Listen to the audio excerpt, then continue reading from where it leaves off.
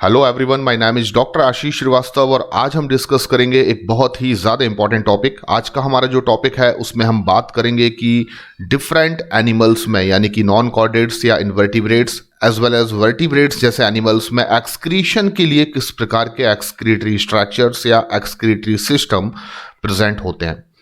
तो सबसे पहले हम बात करते हैं एक इंपॉर्टेंट पैराग्राफ की, और इस पैराग्राफ में आप देखेंगे क्या दिया गया है, ये मैं आपको जल्दी से बता देता हूं। जब आप excretory product and there elimination को पढ़ेंगे तो इस चैप्टर में ये पैराग्राफ आपको देखने को मिलेगा, जहां पर बताया गया है कि जब हम एनिमल किंगडम पर एक सर्वे करते हैं तो हमें पता चलता है कि डिफरेंट एनिमल्स में एक्सक्रीशन के लिए वेरियस टाइप के एक्सक्रीटरी स्ट्रक्चर प्रेजेंट होते हैं।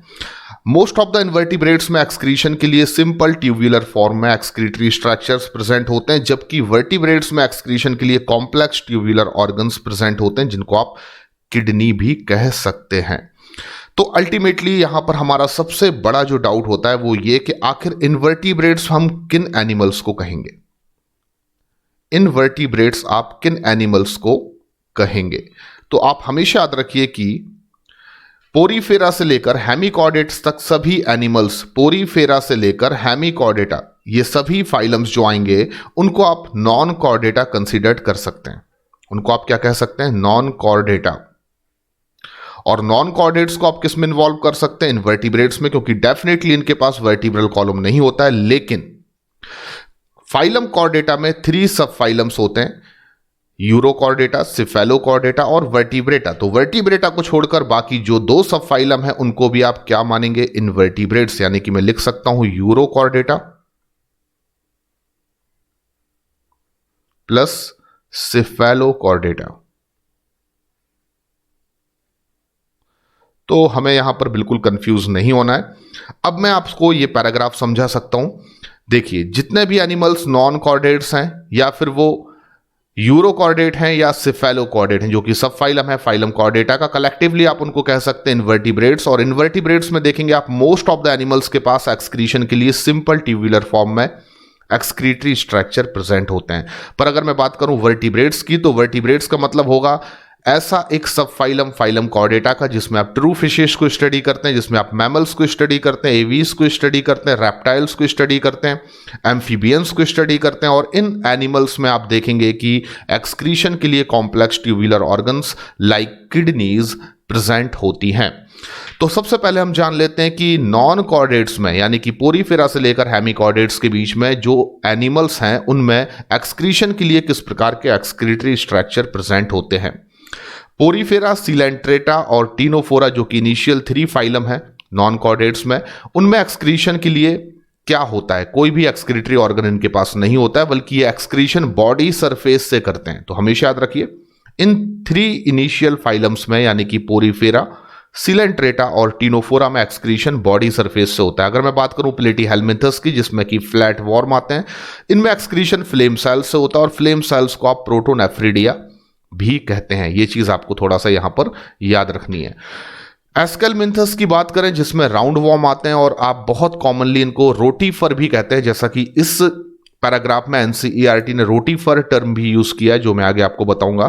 तो एस्केलमिंथस फाइलम में आने वाले एनिमल्स में यूजुअली देखा जाए तो एक्सक्रीशन के लिए excretory tube and excretory pores present होते हैं। पर यहां पर मैंने एक वर्ड यूज किया है मोस्टली, क्योंकि मैं आपको बताना चाहता हूं कि कुछ ऐसे भी एस्केलमिंथस एनिमल हैं, रोटीफर्स हैं, जिनमें एक्सक्रीशन के लिए प्लेटीहेलमिंथस की तरह फ्लेम सेल्स या प्रोटोनेफ्रिडिया जैसे स्ट्रक्चर प्रेजेंट होते हैं। एनिलिड्स की अगर मैं बात करूं तो मोस्ट ऑफ द एनिलिड्स में नेफ्रिडिया जो होता है वो एक्सक्रीटरी स्ट्रक्चर होता है, लेकिन आगे आपको पता चलेगा कि कुछ एनिलिड्स ऐसे भी होते हैं जो प्लेटीहेलमिंथस की तरह फ्लेम सेल्स या प्रोटोनेफ्रिडिया को एज अ एक्सक्रीटरी स्ट्रक्चर अपनी बॉडी में रखते हैं। ऑर्थ्रोपोडा की बात की जाए तो हम सभी जानते हैं इनके पास मालफिगियन ट्यूब्यूल्स होते हैं और ग्रीन ग्लैंड एक्सक्रीटरी स्ट्रक्चर्स होते हैं। तो ये दोनों चीजें आपको याद रखना है, मालफिगियन tubules and green gland. And mollusc की बात की जाए तो फेदर लाइक गिल्स इनकी मेंटल कैविटी में होते हैं, जो एक्सक्रीटरी स्ट्रक्चर हैं, जबकि इकाइनोडर्मेटा के पास एक्सक्रीटरी सिस्टम एब्सेंट होता है। ये आपको याद रखना है, इकाइनोडर्मेटा के पास एक्सक्रीटरी सिस्टम एब्सेंट होता है। ये एक्सक्रीशन कैसे करते हैं? इनमें एक्सक्रीशन के लिए कोई स्पेशलाइज्ड स्ट्रक्चर नहीं होता है, बल्कि अपने वाटर वेस्कुलर सिस्टम की हेल्प से ही ये एक्सक्रीशन कर देते हैं।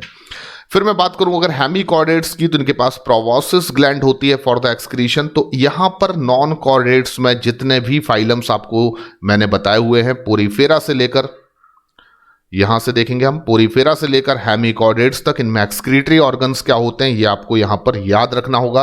ये एनिमल किंगडम के पॉइंट ऑफ व्यू से भी इंपॉर्टेंट है और इस चैप्टर के पॉइंट ऑफ व्यू से भी बहुत इंपॉर्टेंट है।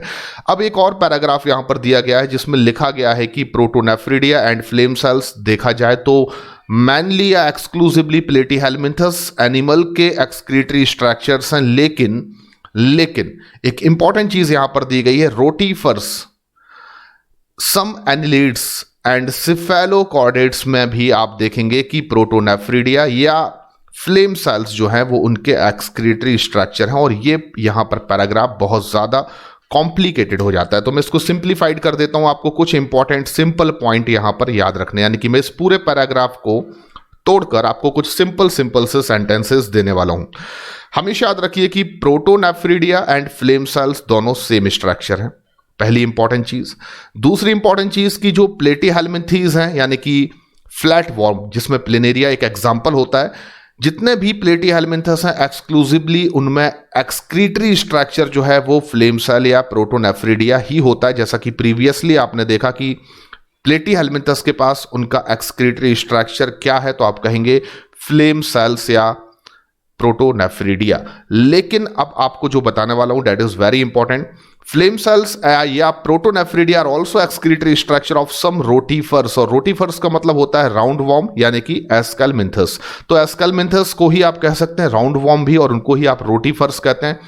यूजुअली अगर मैं बात करूं मोस्ट ऑफ द एस्केलमिन्थस की, अगर मैं बात करूं तो मोस्ट ऑफ द एस्केलमिन्थस में एक्सक्रीशन के लिए excretory tube and excretory pores present होते हैं, लेकिन कुछ एस्केलमिन्थस ऐसे भी हैं, कुछ राउंड वॉर्म या रोटीफर्स ऐसे भी हैं जिनमें एक्सक्रीशन के लिए प्लेटीहेलमिन्थस की तरह, फ्लैट वॉर्म की तरह आप देखेंगे प्रोटोनेफ्रिडिया या flame cells as a excretory structure present होते हैं।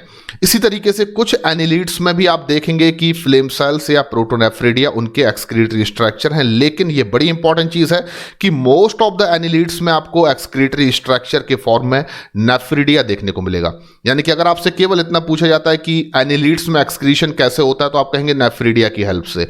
लेकिन अगर आपसे पूछा जाए कि फ्लेम सेल्स या प्रोटोनेफ्रिडिया एक्सक्रीटरी ऑर्गन हो सकता है, और वहां पर अगर सम एनिलिड्स ऑप्शन है, तो आप बिल्कुल सही करेक्टली वहां पर आप सिलेक्ट करेंगे, क्योंकि कुछ एनिलिड्स ऐसे भी हैं जिनमें प्रोटोनेफ्रिडिया या फ्लेम सेल्स उनके एक्सक्रीटरी स्ट्रक्चर हैं। And the most important point जो आपको हमेशा याद रखना है, मैंने आपको इनिशियली बताया था कि हमारा जो फाइलम कॉर्डेटा है उसको हम 3 सब फाइलम में डिवाइड करते हैं, क्लासिफाइड करते हैं, यूरोकॉर्डेटा, सिफेलोकॉर्डेटा एंड वर्टिब्रेटा। याद रखिए कि जो सिफेलोकॉर्डेट्स हैं उनमें कुछ ऐसे सिफेलोकॉर्डेट्स होते हैं जिनमें एक्सक्रीशन के लिए भी फ्लेम सेल्स या प्रोटोनेफ्रिडिया प्रेजेंट होते हैं। और अगर मैं बात करूं सभी सिफेलोकॉर्डेट्स में तो ये गलत हो जाएगा। कुछ सिफेलोकॉर्डेट्स में आप देखेंगे कि आपको फ्लेम सेल्स या protonephridia as a excretory structure present दिखेंगे, और उनके एग्जाम्पल मैं आपको बता देता हूं, ब्रांचियोस्टोमा, एम्फियोक्सस और लैंसलेट। तो बेसिकली हमारे एनसीईआरटी में सिफेलोकॉर्डेट्स की ये तीनों एग्जाम्पल दिए गए 1, 2 एंड 3। और याद रखिए कि तीनों ही एनिमल्स में, चाहे मैं ब्रांचियोस्टोमा की बात करूं, एम्फियोक्सस की बात करूं या लैंसलेट्स की बात करूं, तीनों एनिमल्स में आप देखेंगे एक्सक्रीशन के लिए एक्सक्रीटरी स्ट्रक्चर जो है वो फ्लेम सेल्स या प्रोटोनेफ्रिडिया ही होता है। तो यहां तक जो बातें मैंने आपको बताई हुई हैं उसको आपको बहुत ही ध्यान से याद रखना है। पोरीफेरा, सिलेंट्रेटा, टिनोफोरा में बॉडी सरफेस से एक्सक्रीशन होगा। प्लेटीहेलमिन्थस में एक्सक्लूसिवली फ्लेम सेल्स होंगी जिनको आप प्रोटोनेफ्रिडिया भी कहते हैं। उसके बाद एस्केलमिन्थस में मैंने आपको बताया कि इनके पास excretory pores and excretory tube होगी एज ए एक्सक्रीटरी स्ट्रक्चर। उसके बाद एनिलिड्स की अगर मैं बात करूं तो एक्सक्रीशन के लिए इनके पास नेफ्रिडिया होती है। ऑर्थ्रोपोडा की बात करूं तो इनके पास एक्सक्रीशन के लिए मालफिगियन ट्यूब्यूल्स और ग्रीन ग्लैंड होती है। मोलस्क के पास फेदर लाइक गिल्स होते हैं। इकाइनोडर्मेटा के पास एक्सक्रीटरी सिस्टम एब्सेंट होता है, लेकिन ये एक्सक्रीशन अपने वाटर वेस्कुलर सिस्टम की हेल्प से कर सकते हैं। एंड अगर मैं बात करूं उसके बाद हेमिकॉर्डेट्स की, तो उनके पास प्रोबोसिस ग्लैंड होती है फॉर द एक्सक्रीशन। सिफेलोकॉर्डेट्स ऐसे कॉर्डेट्स हैं जिनके पास आप देखेंगे एक्सक्रीशन के लिए प्रोटोनेफ्रिडिया या फ्लेम सेल्स होती है, पर फ्लेम सेल्स एंड प्रोटोनेफ्रिडिया कुछ एनिलीड्स और कुछ एस्केलमिंथस यानी कि रोटीफर एनिमल्स में भी आपको एज अ एक्सक्रीटरी स्ट्रक्चर देखने को मिलेगा। तो ये सभी पॉइंट्स बहुत ज्यादा इंपॉर्टेंट है और यहां से क्वेश्चन आने की प्रोबेबिलिटी रहती है। तो आज के इस लेक्चर में इतना ही, आगे मैं आपसे इंपॉर्टेंट टॉपिक डिस्कस करता रहूंगा। तब तक के लिए थैंक यू वेरी मच, धन्यवाद।